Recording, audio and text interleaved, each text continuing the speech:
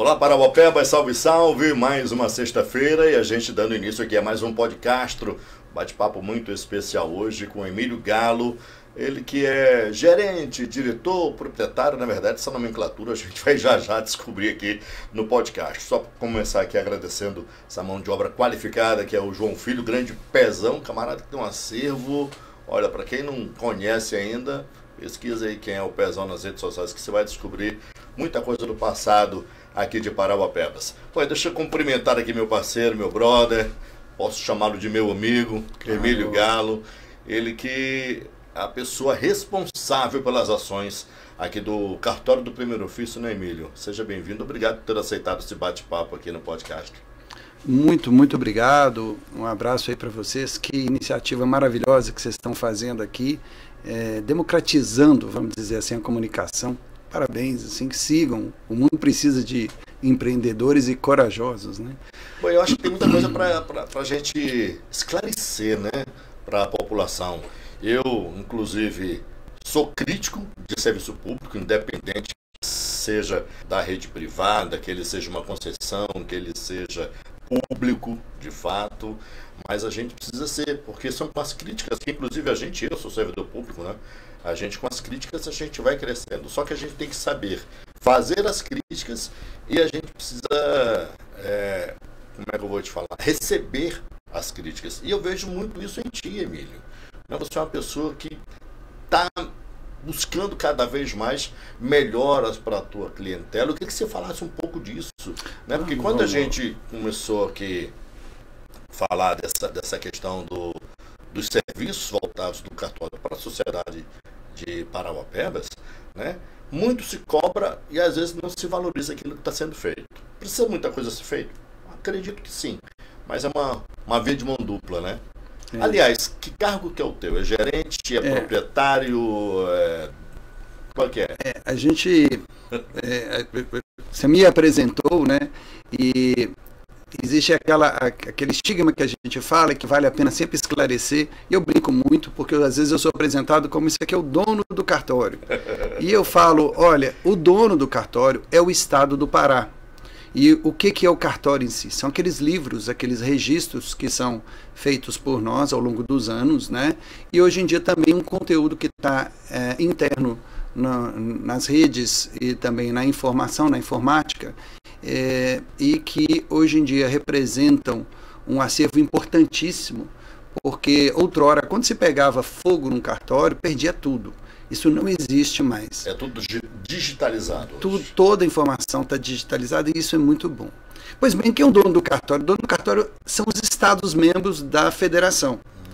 Cada uma dessas informações que a gente vai guardando, quem é o dono desta informação é o Estado-membro de cada um dos estados do Brasil.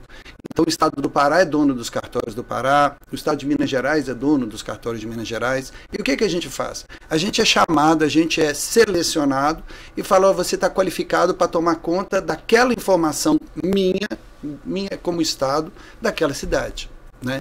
Isso é muito importante quando a gente pensa, primeiro, em federação, né? O que é federação? Cada Estado-membro tem que ter o seu direito de quanto povo daquela região, né, historicamente criado, com as suas dificuldades, com a sua própria história, suas lutas. Cada Estado vai ter o direito de gerenciar essa informação. Mas quando você reúne isso, 210 milhões de cidadãos do mesmo país, essa informação reunida, olha, Castro, vamos pensar. Todas as pessoas que nasceram, todas as pessoas que morreram, todas as pessoas que se casaram, todo mundo que comprou imóvel, todo mundo que fez negócio jurídico e mais também, todo mundo que está devendo. Você já pensou em reunir essa informação toda? É quase um censo, né? Isso. Olha, a gente tem uma lei tão importante recentemente, que é a lei, e todos nós estamos tentando ter muito cuidado com isso, que é a Lei de Proteção dos Dados. A gente já protege dados de cidadão há mais de 200 anos. Você já pensou nisso? Dificilmente vaza algum dado que está dentro do cartório. Então a gente já tem essa noção, né, de como é importante proteger os dados.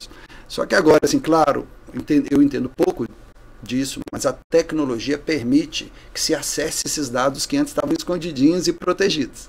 Então é bom que essa lei É bom que ela nos ensine, e uma verdadeira revolução está sendo feita também nesse sentido dentro dos cartórios, assim como está na sociedade, né? Para evitar que as pessoas sejam constrangidas, e está tendo, nós estamos vivendo um momento, e nós estamos aqui vivendo isso, né?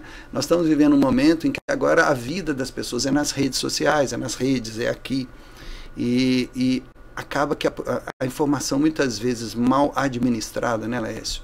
Ela pode gerar destruição por 1 ano, 2 anos, ou até por uma vida inteira. Na verdade, uma informação mal dada, ela destrói uma vida. De uma reputação de uma pessoa. Né? E a gente tem visto verdadeiras tragédias, isso não é objeto aqui do nosso debate, mas de gente que não está preparada e dá fim à sua própria vida porque não estava preparada para aquela dificuldade de ter o seu nome lançado na lama.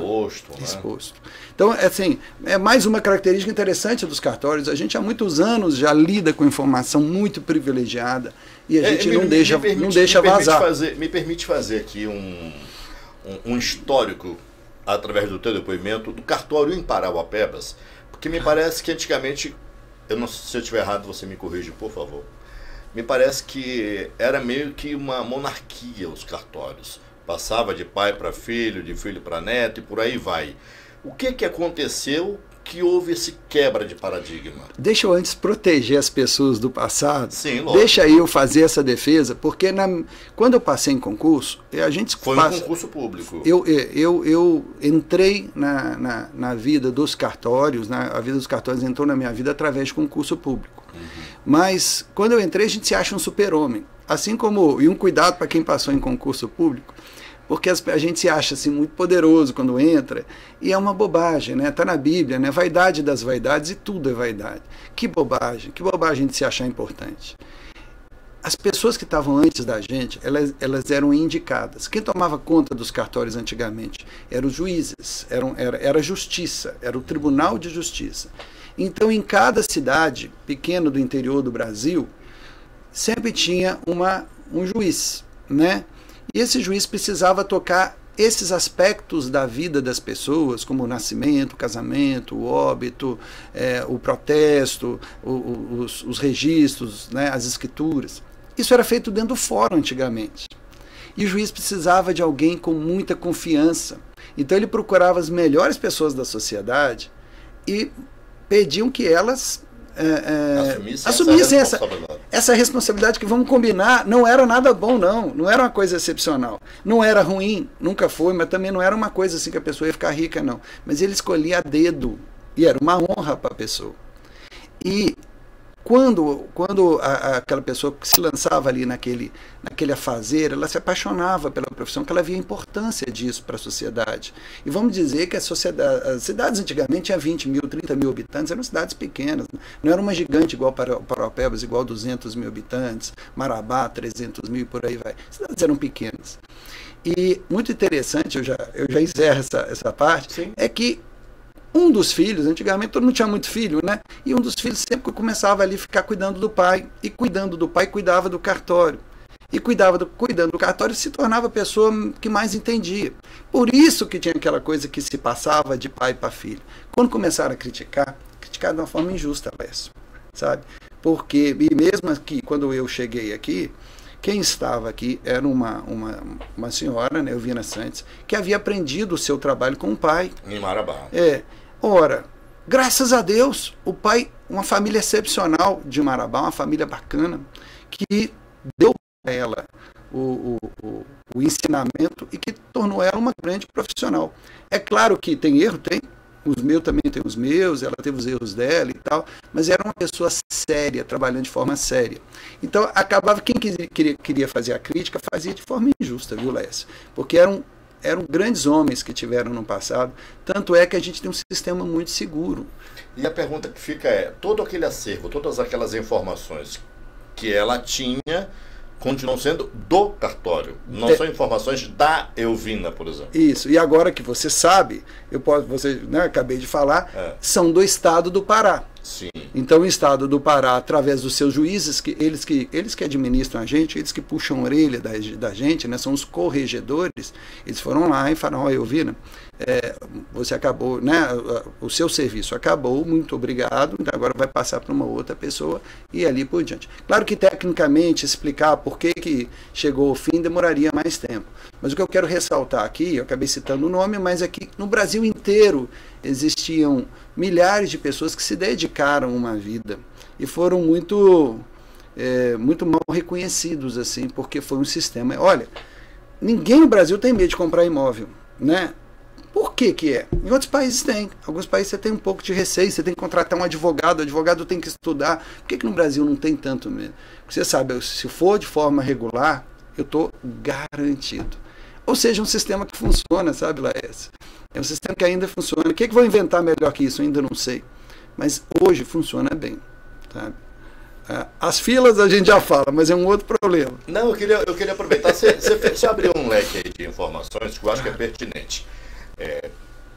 Quais são os serviços que são ofertados para a comunidade que muitas das vezes a própria população não tem conhecimento? Pô, isso aqui eu posso resolver direto no cartório. Você citou o exemplo aí, em outros países as pessoas querem adquirir um imóvel, contratam advogados e tal. E tem gente que não vai, de repente, em um determinado cartório, que aqui em Parauapebas nós temos 2, né?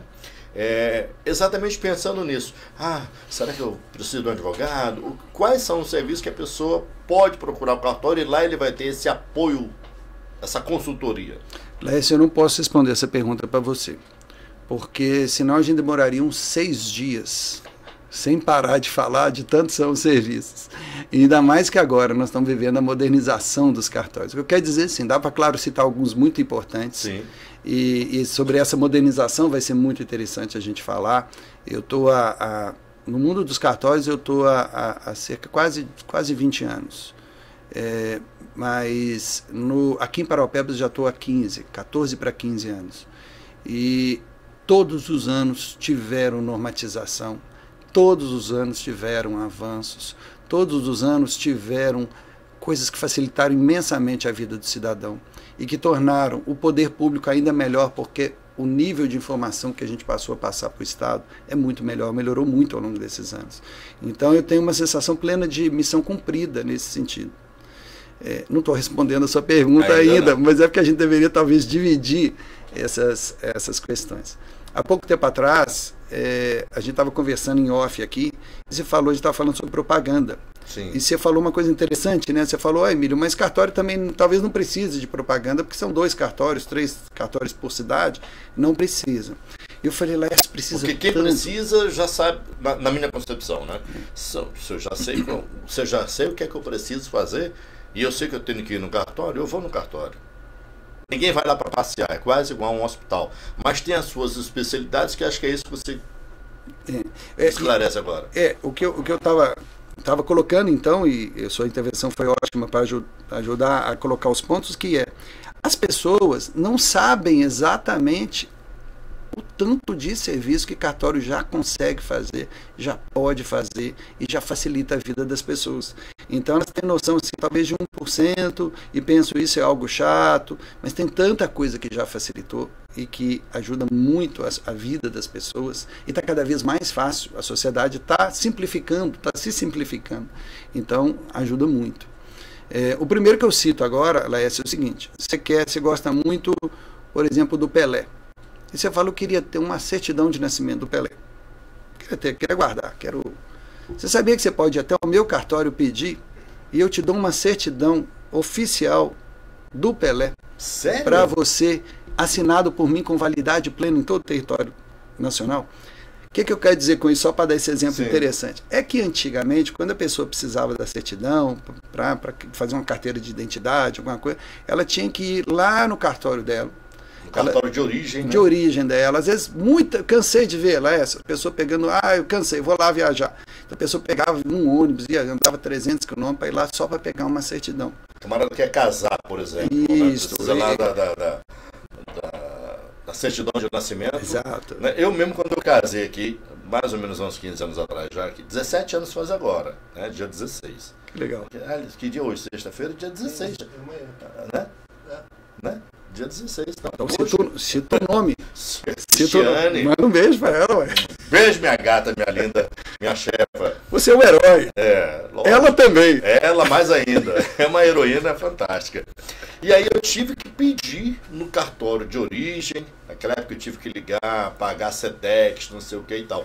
Então, não precisa mais vir aquela certidão de nascimento lá daquele cartório. Não. Essa emissão feita pelo cartório aqui. Nós estamos em construção de um modelo cada vez melhor, mas quando estiver perfeito, mas já está caminhando, já está muito bom. Você pede a certidão do cartório, né, no nosso cartório aqui, nós emitimos essa certidão com plena validade.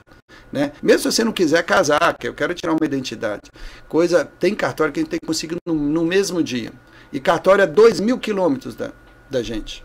Eu nasci no Rio de Janeiro, mas eu não tenho minha certidão. Como é que fica e tal? Eu falo, mas a gente emite aqui. Vai ali no cartório de cidadania, que fica dentro do cartório do primeiro ofício, e ali você consegue pegar a certidão de qualquer lugar do Brasil. Que bacana, olha, que bacana, informação interessante que você está passando. Muito legal, né? E também consertar, né? Às vezes você precisa consertar, e aí eu já entro, até aproveito para entrar num outro assunto, e eu falo aqui que a gente tem muito assunto para conversar, Lécio. O que aconteceu? A gente tem uma lei nova, 14.382, de 2022. Quando eu falei, então, que todos os anos tem mudança, eu não estava exagerando, não. Essa lei tem cerca de 6 meses de aplicação e ela prevê a entrada de uma inovação que se chama SERP, que vai ser uma central de informação. E ela está se pretendendo ser uma central de informação nacional de todos os cartórios. Nós já temos isso, mas cada cartório tem feito sua própria central. E agora existe uma obrigação da gente reunir essas centrais. Não sabemos ainda como é que vai lidar, como é que vai se dar isso, mas sabemos que vai ser muito proveitoso. Essa informação, essa central vai ter informação de todos os arquivos que os cartórios guardaram ao longo desses 200 anos de existência, né?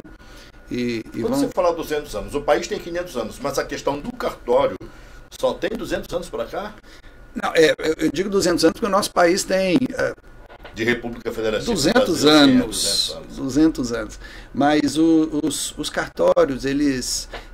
Aí, quando a gente vai estudar, tem todo tipo de situação. Mas quem fala aí, os mais exagerados falam que tem 2.000 anos. Sim. Né? 3.000 anos. Porque fala que desde Hammurabi com os códigos dele já precisava dos escribas e tal. Mas o sistema começou a ser montado com os romanos, né? Na época dos romanos. E toda a Europa do Sul, ela tem um direito que é mais ligado à norma, à lei. E as leis criavam formas reguladas de registro. Os países da Europa do Norte, o direito é mais ligado aos costumes. Então não se escreve tanta norma, mas os do Sul se escreve muito e tenta sistematizar. Então ele é fruto dessa tentativa de sistematização. Tinha em Portugal. Portugal trouxe esse modelo para o Brasil colônia. E o Brasil colônia, quando o Brasil ficou independente, as leis... Né? O dia seguinte do Brasil, ninguém nunca pergunta isso, né? Como é que aconteceu? Independência do Brasil, que lei está valendo? Né? As mesmas do de ontem. Então nós ficamos sendo regidos por muitos anos, décadas, pelas leis manuelinas e filipinas. Então a gente tinha muitas normas que eram chamadas ordenações, é a mesma coisa, né? Significado de lei, que era lá de Portugal e de algumas tinham centenas de anos. Aí vem as raízes. Aí nós começamos a imitar os modelos, criar modelos próprios, mas sempre comparando, a gente chama de direito comparado, sempre comparando. Se a lei está boa, como é que eles fazem lá fora? Vamos estudar o modelo lá fora e tal, e muita coisa. Mas nós temos nosso próprio sistema e que não funciona mal. Então essa é outra crítica muito injusta de cartório. Eu também tinha, quando eu não tinha, né, não trabalhava com cartório, eu tinha um outro olhar. Eu tinha um outro olhar assim, mas cartório e tal. Depois que você entra, você fala, gente, pode fazer toda a crítica do mundo, mas o sistema funciona. E o sistema é mais barato do que outros sistemas fora do Brasil. Então, quando a pessoa fala, né, os políticos falam muito, o cartório é muito ruim e tal, porque nos Estados Unidos não tem isso. Então, eu falei de advogado, para você comprar uma casa nos Estados Unidos tem advogado. Para você comprar uma casa nos Estados Unidos, você tem que fazer um seguro de garantia. para ter certeza que se você perder a casa, o banco que está financiando vai receber o dinheiro dele. Porque não é seguro.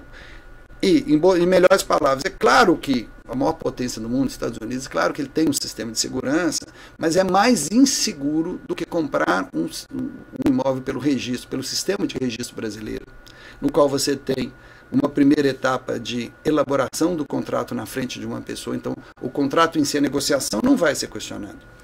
E na hora de se registrar, que é no registro de imóveis, você tem a certeza absoluta que ninguém mais é dono daquele imóvel senão você. Isso não existe lá fora. É um bom sistema. É um sistema seguro, sabe? Eu queria tocar num outro assunto, não sei se a gente vai conseguir explicar tanta coisa aqui. Eu já vi que você falou que tem muita pendência. Eu comecei a falar da lei, não me deixa falhar, porque essa lei sobre então, lá o registro. Posso concluir? Pode, isso aqui é porque é muito legal, gente. Isso aqui é muito bacana. Antigamente, né, você chama Laércio, né? Quando você fazia 18 anos e ninguém sabia disso, você tinha 6 meses, antigamente 21, depois 18. Você tinha 6 meses para ir até lá e falar, eu não gosto de Laércio, eu quero me chamar Emílio, que é o nome mais bonito. Quero me chamar Emílio. Você tinha 6 meses. Se não, você teria que entrar com um processo e comprovar que o seu nome Laércio te gera prejuízos. E era difícil, e não era fácil. Né? Eu sou mais conservador, eu achava essa lei boa. Mas hoje em dia, com a lei que mudou agora, você a vida inteira pode mudar o seu nome. A qualquer ponto, a qualquer momento. E mudou uma coisa absurda. Eu acho absurdo, mas eu tenho que passar isso para vocês. Eu tenho que fazer bombar o seu podcast. Se você quiser, Laércio, ir lá no meu cartório amanhã, que você tem que, onde você é registrado, e dizer, a partir de hoje eu quero me chamar Lua Sol, eu quero me chamar Neymar, fã do Neymar. Hoje em dia pode. Não, pera aí. Calma. Hoje em dia pode. Muita calma nessa hora. A lei tem 3 meses, eu estou falando a minha opinião. Não, mas sim, eu não vejo por onde não fazer. Eu não vejo. Antigamente você chegava no cartório e eu vou citar um nome de um amigo meu aqui. É um amigo meu da infância, inclusive algumas vezes eu até comento isso quando a gente está tomando uma cervejinha. Eu vou e comento, olha, esse meu amigo, ele corria atrás da gente com uma faca quando a gente chamava ele pelo nome. Ele odiava o nome dele. O nome dele misturava Emílio, cuidado, Cleonice, meio mundo de nome. Cuidado que vem aqui no seu podcast. Mas se ele vier, vai ser uma grata satisfação receber ele. Ele já aceitou, já. Na verdade, ele nunca aceitou o nome dele, tanto que ele usa o nome dele como Martins. Mas o nome dele escrito é Esclepídio. Talvez um dos nomes mais estranhos que eu já tenha ouvido. É uma sacanagem. É uma sacanagem com a criança, do pai e do oficial de registro também. Porque o oficial de registro, um nome desse, tem obrigação de negar. E na dúvida, levar isso para o juiz. Mas na época, às vezes o pai era poderoso, tinha uma arma na mão, falou, eu quero Esclepídio, escreve. Aí o cara falou, não vou brigar. Mas era isso que eu ia te perguntar. Existe ainda algo que impeça o pai fazer uma barbárie dessa? Porque, lógico, tem nome que, inclusive, eu vou contar uma história aqui, de um nome que na hora que a menina falou para mim o nome dela, eu falei, mas que nome diferente, não tinha um nome mais fácil e tal. E ela começou a me contar por que este nome. Eu vou já contar essa história aqui para vocês. E aí a pergunta que fica existe ainda algo que barre? Eu quero botar um nome de arquibancada do Corinthians, não tem geral do Santos? Eu quero botar arquibancada do Corinthians. Eu posso, se eu quiser? Ou existe algo que me impeça? Eu ia brincar, no meu cartório não. Mas eu ia responder, nenhum cartório do Brasil pode, porque existe uma lei que diz, a nossa lei é 6.015, que tem desde 1973, e ela fala desde sempre que o nome que possa expor a criança ao ridículo não pode ser colocado. Então, ele já é um limite. Só que isso é o bom alvitre do registrador. Pois é, mas então, essa lei agora de 2022 não muda isso? Não muda, porque a regra para os pais continua. O que aconteceu é que a partir dos 18 anos, a pessoa pode... A autonomia passou a ser do dono do nome. E eterna. O que mudou foi que é eterna. Eu posso hoje em dia mudar meu nome. Né? Eu sempre gostei do nome André. Sempre gostei, achei o André e tal. Depois eu perguntei para minha mãe falou, não, eu pensei em André e Daniel. Subconsciente, né, que tem essa ligação. Eu falei, gente, eu gostava dos dois nomes. né? Gostava também de Lucas. Eu posso hoje em dia ir lá na Bahia onde eu nasci e pedir a mudança do meu nome simplesmente assim. E aqui também, até para os mais modernos, eu aproveito para dizer que isso já vinha há mais tempo também, que é a questão da identidade de gênero, já há muito tempo. Ou identidade social, né? Identidade social, já há muito tempo também. Isso foi antes dessa lei, isso foi a decisão do Supremo Tribunal Federal. A pessoa pode chegar no cartório e dizer, eu não me identifico com o meu nome e eu quero mudar de nome.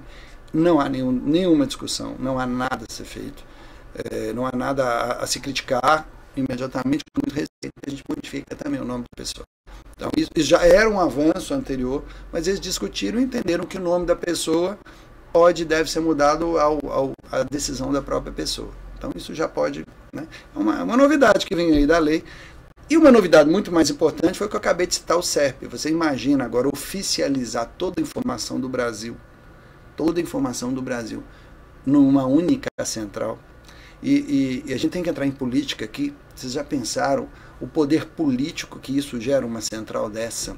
São bilhões de informações dos brasileiros centrado num único lugar. Como é que isso vai ser gerenciado? Como é que isso vai ser cuidado?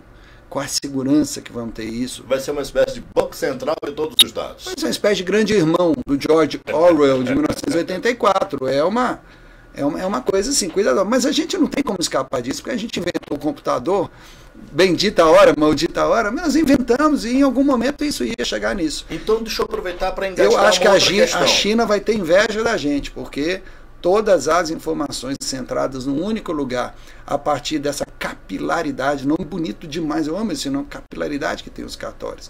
Falei do fórum, mas tem muitos lugares onde não tem fórum, mas tem cartório. Igreja, tem lugares onde não tem, né, as igrejas não chegam, a própria igreja católica, mas não chega, às vezes não chega em todo lugar, e o cartório muitas vezes chega. Então, a gente pega essa informação, reúne essa informação e passa para um órgão único. Você já pensou nisso? Deixa eu te perguntar no seguinte. Hoje em dia, para você fazer uma operação bancária, você baixa um aplicativo no seu celular, você paga, você recebe, você manda recibo, você faz praticamente todas as operações. Hoje em dia, as filas no banco, elas diminuíram drasticamente, mas no cartório ela insiste, ela persiste. Essa centralização, apesar de que já existem alguns serviços que você já não precisa mais nem ir no cartório, né? Existem autorizações, existem assinatura digital, você já pode fazer pelo aplicativo e tal. Essa centralização, essa capilaridade que você falou, que é um nome bacana, bonito, não vai facilitar a vida dos brasileiros como um todo, nesse aspecto? Olha, de evitar que ele evite fila? Essa pergunta a gente tem que entrar... É tão difícil de responder e muito mais difícil ainda de ser compreendida. Porque eu acho que é um dos grandes desafios que você enfrenta, claro, são as filas ainda do cartório. Claro, e ela é muito difícil de ser respondida, viu? Para começar assim, eu falei cartórios, ela abrange uma série de serviços, sim, que são divididas por cartórios diferentes.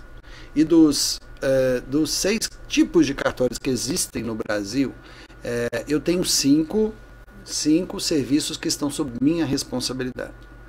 Desses 5, tem um que se chama notas. É o cartório que faz a escritura pública, que faz a procuração, que faz reconhecimento e assinatura. Então, eu falei 4 serviços. E desses 4, só um gera fila. Eu tenho o registro civil, que faz nascimento, não gera fila. Eu tenho o cartório de protestos, ele não gera fila. Eu tenho cartório de títulos e documentos, ele não gera fila. Eu tenho cartório de pessoas jurídicas, não gera fila. Percebeu? Eu tenho um único cartório que acumula a entrada de pessoas lá. Que as pessoas ficam, quando pensam em cartório, falam, ai, mas está cheio. Um cartório só. Que é o cartório de notas, e uma parte dele que é que faz reconhecimento e autenticação. E principalmente reconhecimento. É o que dá fama ruim para a gente. Perceba, de novo, não tem fila em cartório no serviço, exceto nesse de reconhecimento. Mas por que tem? Porque ao longo do ano, a média nossa de espera é de 16 a 22 minutos. Tá bom? Isso é muito interessante. 16 minutos. Assim, já temos 10 anos que mais ou menos essa é a espera.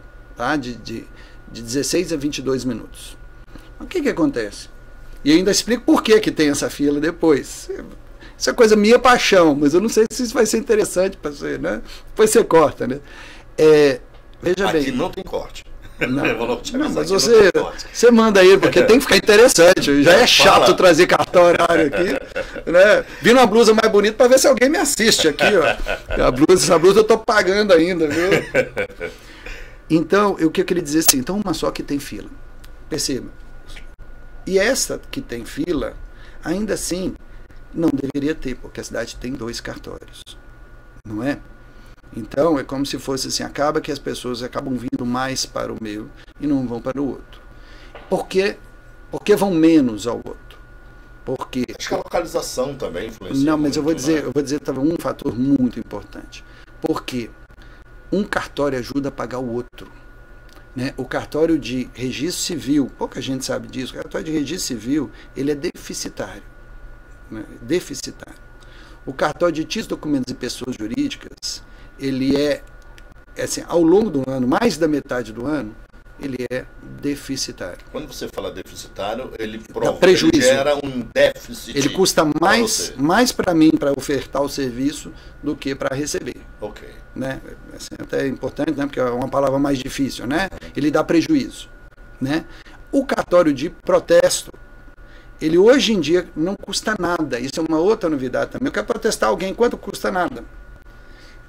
Eu recebo se a pessoa que vai ser protestada, ela tiver, né, medo e não quer de jeito nenhum estar protestada, aquilo vai prejudicar, ela corre e dá um jeito de pagar.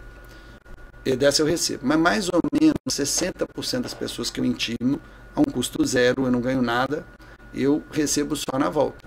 Então 60% dá prejuízo. É quase um comissionado. É.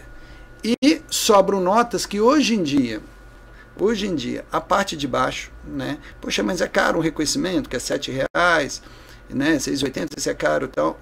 Mas para nós dá prejuízo. Para nós, assim, não dá prejuízo, não dá lucro, mas dá. Então sobra muito poucos cartórios hoje em dia para segurar os outros. E o que a gente recebe, boa parte a gente paga de taxas de impostos. A gente paga imposto para a prefeitura, ISS, a gente paga uma taxa altíssima para o Tribunal de Justiça, isso do bruto nosso, né? E a gente paga o imposto de renda. Então, para as 3 entidades a gente está pagando lá. Vai chegar lá no seu Lula, né, o meu imposto de renda vai chegar lá para poder fazer as políticas públicas dele.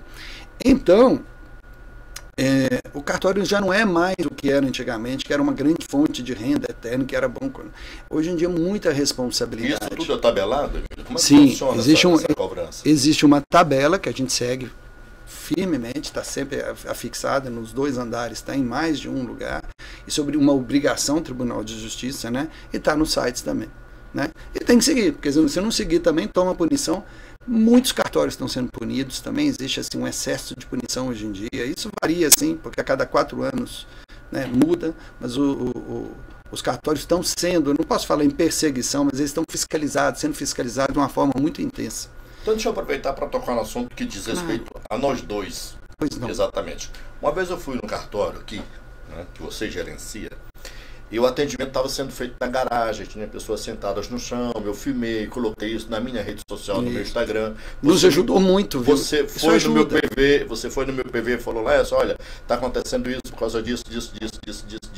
E aí eu percebo, Emílio, que você pegou aquela área ali que era a garagem, estacionamento e tal, e transformou em salas. Inclusive o casamento está sendo feito ali, existe uma espécie de galeria ali. O serviço melhorou muito. Então quero aqui publicamente falar parabéns pelas novidades, pelas implementações que você tem feito ali. Eu frequento o cartório há muito tempo, me casei inclusive, ver o cartório do primeiro ofício, tenho visto esses avanços.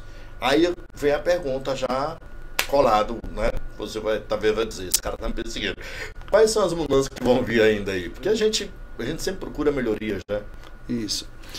O que eu... Primeiro, só para explicar, esses recursos que a gente está usando para melhorar, eu sonhei há um tempo atrás em fazer um cartório que teria 1.500 metros quadrados.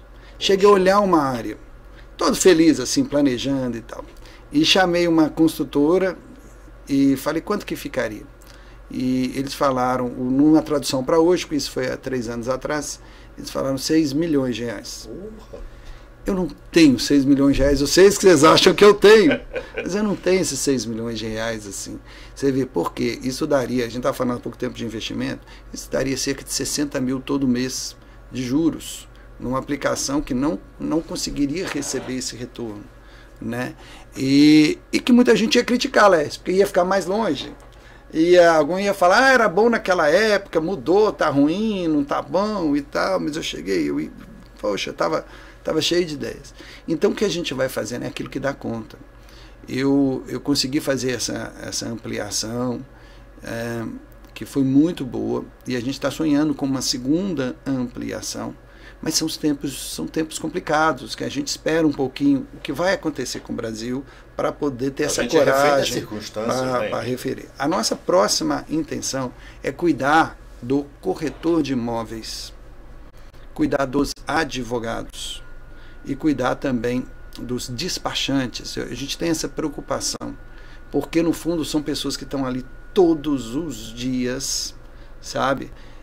É uma das maiores demandas suas. E muitas vezes, e principalmente os mais sérios, os mais bacanas, você vê que a gente que é batalhadora, e ao longo desses anos não teve ainda assim, um carinho. Tem fila especial lá para eles e tal, para eles poderem fazer as demandas deles rápidas, mas a gente não conseguiu ainda atender eles do jeito que a gente sonharia em fazer. E essa é muito difícil, Laércio, mas é um sonho que a gente está fazendo. Estamos pensando em colocar um elevador lá. Isso é uma demanda que já é muito antiga. E o elevador é o tipo que só vai trazer vai trazer prejuízo, porque o elevador não se cobra, né? Então ele custa muito caro por mês, custa cerca de 5 mil todo mês, só para manter. Fora as peças, né? Então, mas é uma ideia que a gente tem. E ao mesmo tempo é uma necessidade. A gente tem muitas pessoas com deficiências que precisam melhorar o seu atendimento. A entrada, né? Facilitar a entrada deles, isso tudo a gente está planejando e pensando. Mas esse sonho. E servidor também, né? Vai possibilitar você contratar, né, essas pessoas também, né? Coincidentemente nós nunca tivemos, assim, eu nunca recebi um currículo assim, não sei por que você está falando assim. Não é por falta dessa mão de obra, não. Eu acho que tem muita gente né? que tem essa vontade de trabalhar, sabe? Tocou num ponto importante. A gente já está caminhando já para o final. Como é que está o nosso tempo aí, Pezão? Já? Deixa eu aproveitar para contar aquela história. Me chama de novo, porque eu não falei 1%. Não, tem muita coisa ainda para a gente falar, Emílio. Eu tenho certeza disso. Mas eu não posso me furtar de contar essa história rápida aqui do nome da pessoa que ficou até de me mandar um vídeo, né? O nome dessa pessoa ocasionou do seguinte: o pai dela estava fora do país, né? E lá ele teve uma necessidade extrema, estava morrendo e ele foi atendido por um pastor, foi socorrido lá por um pastor.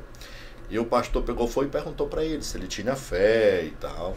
Aí ele falou: minha mulher é crente, né? Aí ele pois peça para Deus te ajudar. Aí ele esbravejou, falou e tal: olha, se Deus tiver compromisso mesmo, Aí ele falou: meu Deus tem mais compromisso do que você, ele é mais sério do que você. E eu estou contando a grosso modo do jeito que eu ouvi, estou vendendo o peixe do mesmo jeito que eu ouvi, né? E aí ele pediu para que ele fosse curado, para que ele voltasse para o Brasil, né, criasse a filha dele que ainda ia nascer, e ele dava a filha dele para Deus. E quando chegou aqui no Brasil, ele já recuperado, ele era delegado, aí vem aquilo que você falou, chegou armado já no cartório e falou: vou registrar com esse nome porque é uma promessa minha para Deus, e minha filha nunca vai ser... nunca vai ter outra religião, e eu vou botar o nome de Iglesia na minha filha, que representa igreja. Aí tem, né, uma série de outras nomenclaturas. Aí quando ela me falou o nome dela, que era Iglesia, aí eu brinquei, não tinha um nome mais fácil e tal, e ela começou a me contar, moço, pelo que ela contava, da forma que ela contava, não teve jeito, eu fiquei todo arrepiado, e você se emociona. Então é uma história bacana. Existe essa sensibilidade nos cartórios? Porque mesmo que chegue um nome estranho, né, como esse, que não é... Eu até pensei, será que ele era fã do Julio Iglesias? Né? Ter colocado esse nome de Iglesias e tal. Aí quando ela contextualizou, eu absolutamente absorvi aquilo e achei linda a história e comecei a admirar ainda mais o nome dela. É um nome diferente que eu nunca tinha ouvido. Como é que é essa receptividade para nomes assim no cartório? Essa pergunta é muito boa. Então a gente tem que dividir. Mas por quê? Porque primeiro entender que muitas vezes o funcionário que você explica para ele o básico da lei e procura, né? Ele vai, às vezes ele não consegue absorver tudo. E aí às vezes ao pé da letra ali. Ele se limita a agir ao pé da letra e as pessoas são diferentes, umas são mais maleáveis, outras não. E outros fatores também ocorrem. Então eu posso citar, sem citar um nome aqui, uma vez, que o rapaz chegou e colocou o nome e ela falou, não vou registrar. E o rapaz, de forma assim, talvez assim, expressando a emoção dele, foi grosso com a minha funcionária. A minha funcionária bateu o pé e não deixou o assunto chegar a mim. Olha como é complicado. E ela já tinha um cargo de decisão. Confiança, de confiança, de decisão. Ela naquele dia estava representando e disse não. E aí já sabia, estava orientada a dizer, quando a pessoa não gosta, quando o cartório não gosta do nome, não é o final. Pode-se pedir uma consulta ao juiz para que o juiz decida. E isso foi para o juiz. Um momento certamente estava muito, muito atarefado e aí não vinha a decisão. A decisão começou a demorar 2 meses, 3 meses, 4 meses. Quando eu fiquei sabendo, eu procurei, né? A coisa já chegou para mim quando já tinha uns 3 meses. Foi na época inclusive você citou, né, da garagem, que foi a época tem que ser justo nesse aspecto, fazer essa correção. Nós só ficamos, o pessoal só ficou lá na garagem na época porque estava na época da pandemia. Isso foi na época da pandemia também. Quando eu fiquei sabendo, eu chamei as partes, me interessei, quis saber. Olha só, é exatamente o que você falou. Ele era neto de uma etnia indígena. E ele queria manter com ele a sua essência do povo indígena. Inclusive, ele trabalha com isso. Eu fiquei, assim, você sabe, naqueles desenhos animados do nosso tempo, que a pessoa diminui, assim, fica pequenininha e entra dentro da ratoeira com vergonha. Eu fiquei envergonhado. Porque faltou a minha servidora, né, a minha colaboradora, uma sensibilidade. Dá vontade de avestruz nessa hora. Uma sensibilidade. Passar um buraco na cabeça ali. Faltou uma sensibilidade. E ela estava com raiva porque ele tinha sido grosso. Ele reconheceu isso. Porque eu perguntei, eu estava sabendo da história, fui lá dar bronca, né? Poxa, falou, me xingou disso, né? Eu perguntei se foi um pouco grosso. Eu falei, me fui. Ele falou, eu fui. Entendeu? Então, a história que você está contando, ela precisa assim, contextualizar sempre para a gente entender que às vezes acontecem umas coisas que não era para acontecer, mas a lei, ela permite a gente, primeiro, essa sensibilidade e segundo, a consulta, sempre. Mas o sistema tem que funcionar, ou seja, a consulta tem que ir para lá, 2 dias depois ela tem que voltar, não é? Depois disso, eu parei de negar mais os nomes, eu comecei a ficar um pouco mais aberto, porque eu vi que a justiça iria demorar, porque é muito trabalho, também não dá para xingar, os juízes são excelentes, procuram fazer o melhor serviço deles, mas hoje em dia tem muito serviço. Tudo acaba num fórum hoje em dia, isso está errado também. E aí mais uma coisa a favor dos cartórios. Os cartórios estão cada vez mais uma espécie de barreira para não deixar a coisa chegar no Poder Judiciário, né? E aí, de novo, precisamos de uma segunda ou uma terceira podcast aqui para a gente bater um papo. Você já está convidado, inclusive. Tá, eu posso só falar uma última coisa que é tão legal dos cartórios. Lógico. Isso aqui é muito legal. Casa aqui. Quando antigamente você falou, vou comprar um imóvel. E o imóvel lá em Minas Gerais, o que você fazia? Vou pegar uma viagem, Era até bom, né? Fazia viagem e tal. Mas às vezes você não está podendo, está num momento, está podendo. Hoje em dia a gente faz escrituras públicas à distância. A gente faz procuração à distância, inclusive fora do Brasil. Né? A gente tem feito e com um sistema absolutamente moderno e seguro, de forma que não temos ainda nenhum caso, já estamos há 2 anos fazendo, não temos nenhum caso no Brasil de fraude. Está muito bacana o novo sistema. Deixa eu falar um outro serviço que eu utilizei agora recentemente. Meu filho foi passar um período em Balneário Camboriú, uma excursão da escola e tal, inclusive autorização para menor de viagem, que antigamente você tinha aqui no juizado de menores. Vocês fazem não, mas isso dentro do muito melhor que você imagina, meu irmão. A gente está fez uma ontem da pessoa no exterior. Por exterior? Não, ela estava no exterior.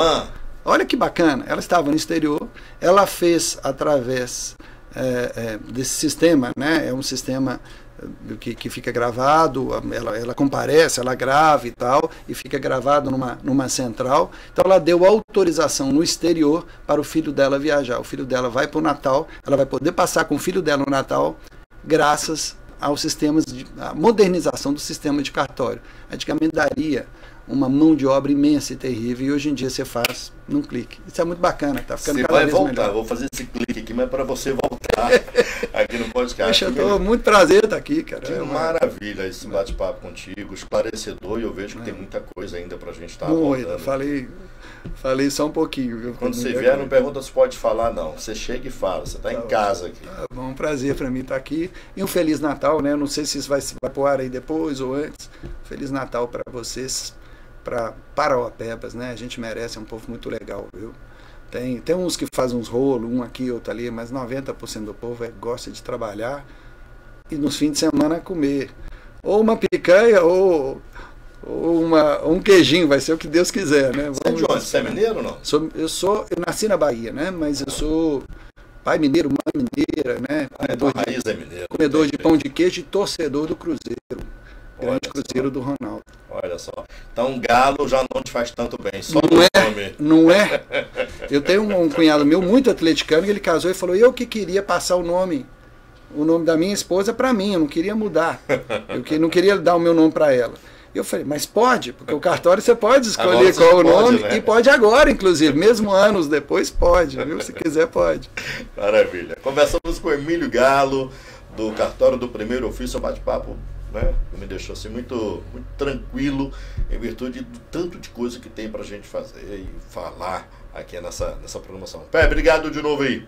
Precisa ir. Bom, eu vou tirar agora um período aí, o Emílio falou quando é que vai pro ar, tá indo pro ar agora já, sexta-feira, né, 19 horas começou, já tá dando 8 horas da noite, a gente vai ficar esse período aí de final de ano fora do ar, mas a gente volta em janeiro com toda a pompa e com toda a prosa, né, até porque nessa semana a gente teve a grata satisfação aí de ter o prefeito Darcy de volta ao trono, né, comandar aí a prefeitura de Parauapebas, a gente pede para que ele volte, né, com o gás, né, tinindo para botar sempre essa cidade no ponto que ela merece, que é um ponto de destaque. Aliás, hoje, que festa linda, essa inauguração aqui em frente à prefeitura. Prefeitura que, aliás, pegou fogo, né, e por sorte de boa parte das coisas estarem digitalizadas, como o Emílio falou aqui dessa digitalização que está chegando também aos cartórios, que já está aí há muito tempo, né, as coisas ficam salvas da melhor forma possível, trazendo o mínimo de prejuízo para todo mundo. Isso é muito bom. Então, para você, um bom Natal, que o Papai do Céu te abençoe sempre, que a gente entre em 2023 com o pé direito, né? A gente não ganhou a Copa, mas a gente está ganhando a vida. Aproveite e usufrua bem da sua. Fique com Deus e até janeiro, até 2003. Valeu, tchau, tchau.